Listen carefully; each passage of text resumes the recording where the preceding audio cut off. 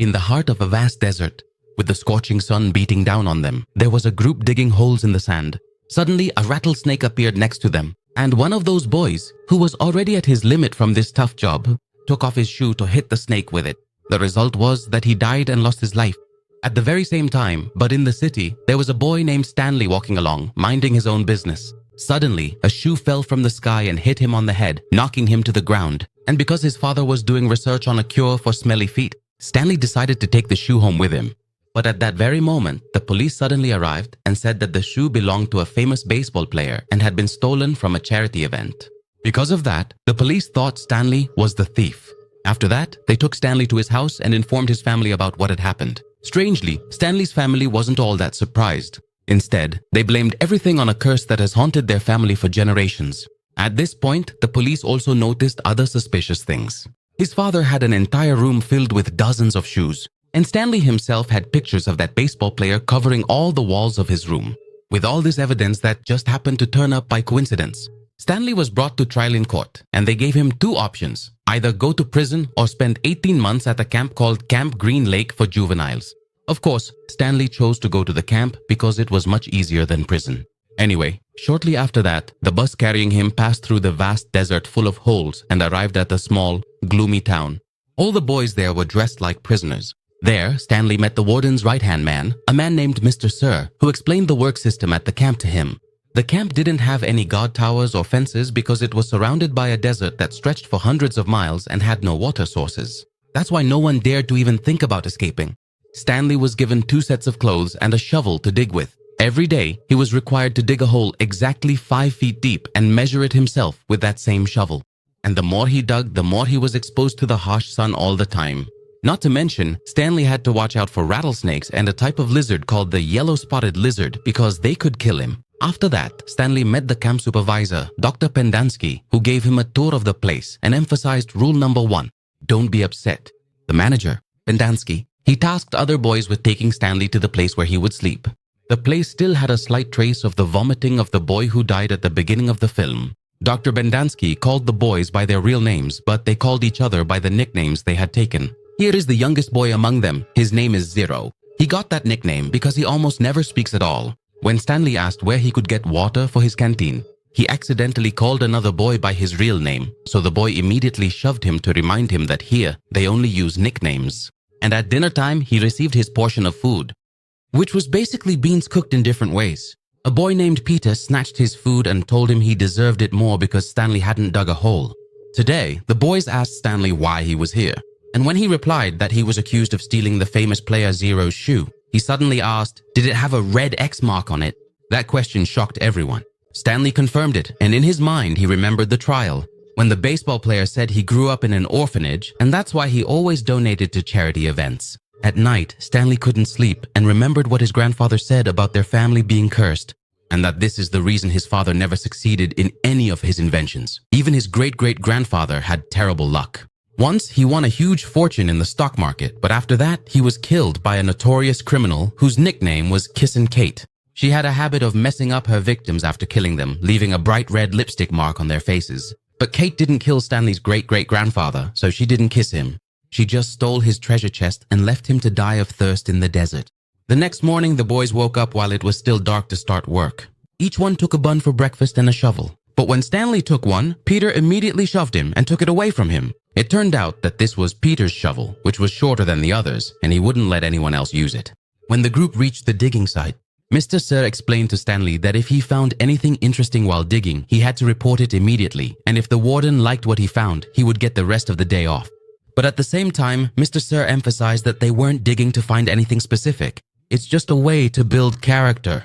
After that, all the boys started working, throwing out the dirt they dug up. Sometimes they would accidentally throw dirt into someone else's hole. Stanley tried to warn everyone to be careful and not to throw dirt into his hole, but they all laughed at him while he kept digging seriously and diligently. Stanley thought again about the family curse. His great-great-grandfather, Elia, worked on a pig farm and fell in love with the owner's daughter, Myra. So Elia went to a local fortune teller named Zero to get her advice on how to win the girl's heart. Zero told him to forget about it and go to America to look for his future. But Elia refused to give up and went to ask for Myra's hand in marriage.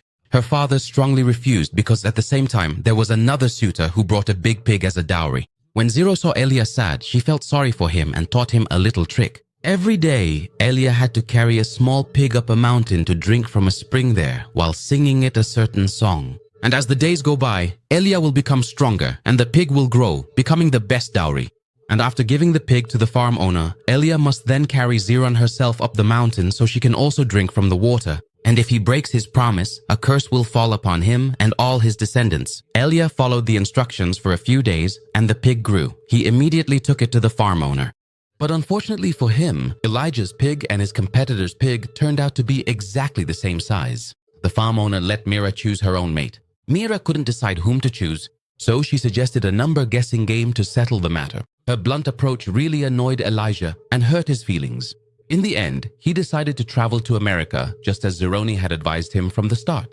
But unfortunately, before he left, he forgot his promise to carry Zeroni up the mountain, and that made her angry and she cursed his family forever. And now we return to the present, and Mr. Sir drove his car to the hole so the boys could fill their canteens.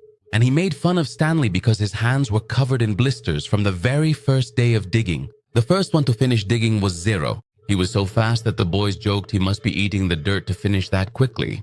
When Stanley finally finished his hole, no one helped him get out. So he had to learn how to climb out by himself. On his way back to camp, Stanley saw Mr. Sir pointing a gun at him. But in reality, he was aiming at a yellow-spotted lizard. The first shot missed the lizard. It puffed up its neck and ran towards Stanley. But Mr. Sir fired another shot and killed it. Day after day, he started to get used to the harsh camp routine. He would wake up early and force himself to eat baked beans. Then he would dig all day until his hands got more and more blistered. Sometimes dangerous animals would appear, and sometimes the showers wouldn't work at all. The other boys used to make fun of Stanley a lot and called him weak so they could avoid trouble. Stanley would endure it and stay quiet. And in the letters he sent to his mother, he lied and said he was having a great summer at a normal summer camp. One afternoon, Stanley accidentally found a fossil and took it to Pendanski. But the doctor told him that the warden doesn't care about those fossils at all. He added that this place used to be a lake a long time ago, and the land around it used to belong to the warden's grandfather. And here we go into a flashback. This town used to be lively and full of life. There was a merchant named Sam who would come in his horse-drawn cart to sell a special kind of onion. He used to claim that it cured all diseases and even drove away poisonous lizards. Sam fell in love with the town's school teacher, Catherine, and he would always bring her a special bag of onions just for her. In return, Catherine would give him a jar of peaches that she had picked herself. Most of the men in town admired Catherine, and they didn't like the special attention Sam was getting from her. One rainy day, Catherine had to send her students home early because the school roof was leaking. Sam volunteered to fix it. Thanks to that, he had more chances to be with Catherine, and they gradually grew closer. Then he started helping to repair other broken parts of the school. But every night, when Catherine was teaching the adult class, Sam had to watch the men harass her with rude comments. Even the principal's grandfather, Wokar, directly asked her out, but her rejection upset him a lot. Gradually, the school building became the most beautiful building in town. But Sam lost his mule, so he had to use a boat instead. And on another rainy day, Sam and Catherine finally got up the courage and kissed each other, not knowing that Walker was watching them, and immediately spread the news all over town. Within hours, the men of the town gathered and burned down the school as punishment for them. Catherine ran in a panic to the sheriff to ask for his help, but he was drunk and even asked her to kiss him too. When Catherine pushed him away, he mocked her, insulted Sam, and reminded her that interracial relationships were illegal and that Sam would definitely be executed. Terrified, Catherine ran to warn Sam, but it was too late. He was shot and killed while he was in his boat. Sometime later, Catherine came back and shot the sheriff dead, then left on his lips the kiss he had always wanted. After that, she left town and became the infamous outlaw known as Kissin' Kate. Back to the present, Peter scolded Stanley and told him that next time, if he found something, he had to give it to him right away in town. Stanley accidentally bumped into a boy who always bullied him, and they were about to get into a fight, but the other boys immediately intervened. From that moment, Stanley earned the group's respect, and they gave him the nickname Caveman. He even got a better spot in the waterline. After a short while, Stanley received a letter from his mother saying that his father's experiment was still a failure and that the landlord might evict them soon. At the same time, Zero saw Stanley reading the letter and confessed to him that he never learned how to read and asked Stanley to teach him. But Stanley refused and told him that he wasn't a good teacher. Besides, he was always very tired at the end of the day and needed to rest. On another occasion, while they were digging, Stanley suddenly discovered a small object engraved with the letters KB. The boys guessed it might be a bullet casing, but it was very thin. Peter snatched it immediately despite Stanley's objections. When Badansky saw it, he reported it to his boss right away. The warden showed up quickly and all the boys were amazed because she was a beautiful woman. She was very pleased with this discovery and gave Peter the rest of the day off and ordered the others to dig around Peter's hole.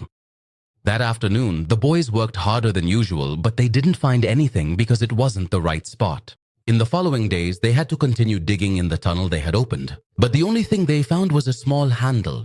In the end, the warden gave up and ordered the boys to go back to digging individual holes like before. And the next day, while Mr. Sir was filling the canteens with water, a boy stole a bag of sunflower seeds from the truck when Mr. Sir left and the group started snacking. But after a while, he noticed the bag was missing and came back with the truck. The boys quickly hid the bag, but by accident it spilled under Stanley's feet, so he tried to cover it with sand. When Mr. Sir came back, he saw the sunflower seeds scattered on the ground. And the surprise was that Stanley took the blame for his friend, which immediately shocked everyone. Mr. Sir took him to the warden to be punished.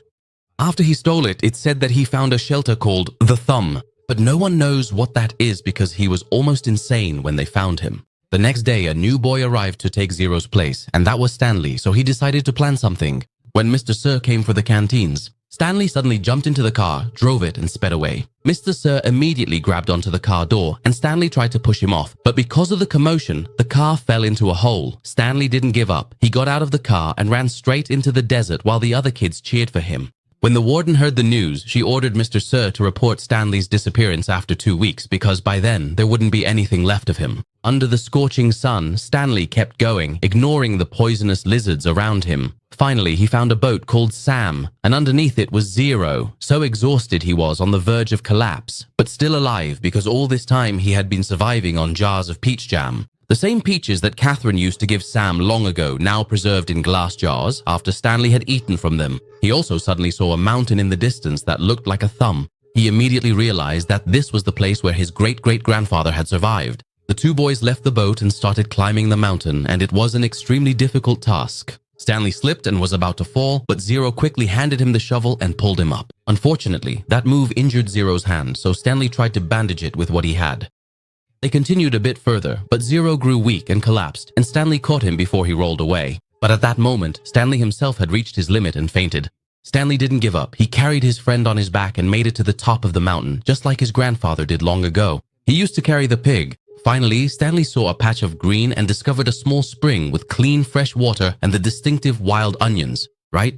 Zero immediately, and both of them ate and drank to regain their strength. Stanley even sang his family's favorite song without knowing that it was the same pig song that had been passed down from generation to generation. And now, Zero's soul was finally able to rest in peace. And since the curse was finally broken, Stanley III, who is the father, succeeded in his invention and found an effective cure for foot odor by mixing peaches with onions, and this made the whole family overjoyed. And the next morning, Zero made a big confession. He was the one who stole the shoes. He saw the shoes when they were being donated to the orphanage and took them. He didn't know they were that famous, but the police chased him quickly, so he threw them off a bridge, and by coincidence, they landed on Stanley. The next day, Zero was arrested while stealing a shoe from another store. Stanley wasn't upset. On the contrary, he saw it as fate and was happy that it happened.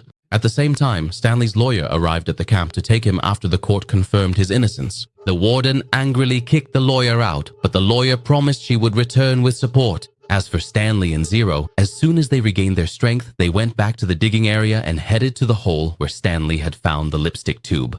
And after hours of digging, they were extremely happy. Inside her office, there were posters of Kate the Bossy hanging everywhere.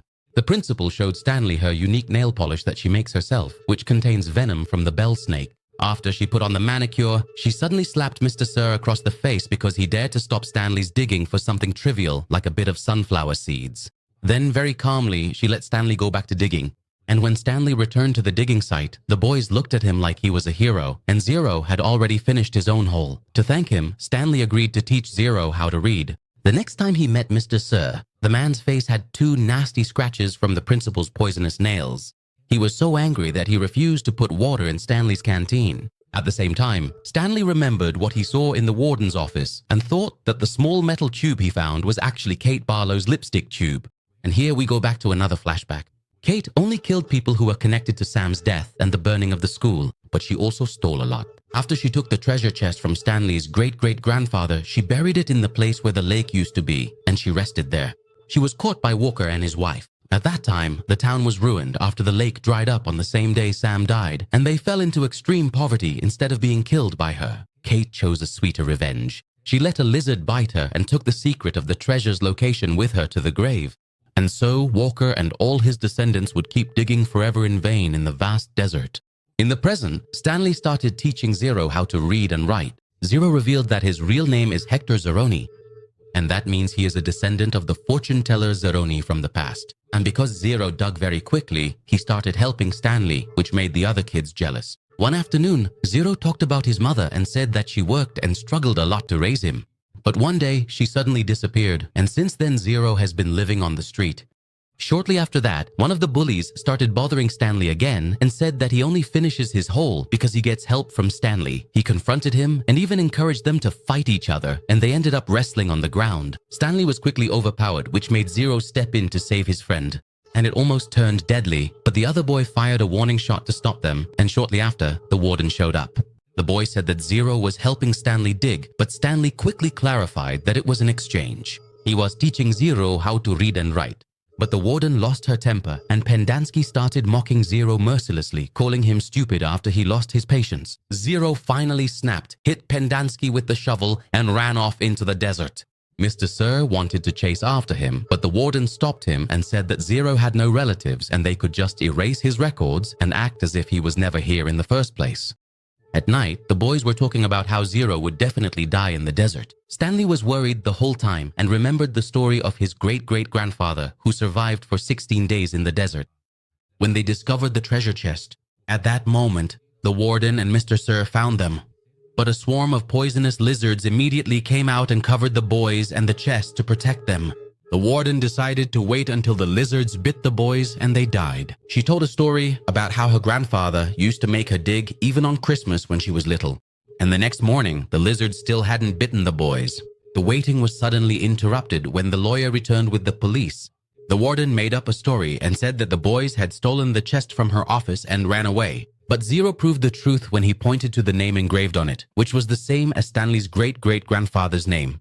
After that, they went back to town and the lawyer put the chest in her car before announcing that they were leaving. But Stanley refused to leave the camp without Zero. That's why the lawyer asked for Zero's file.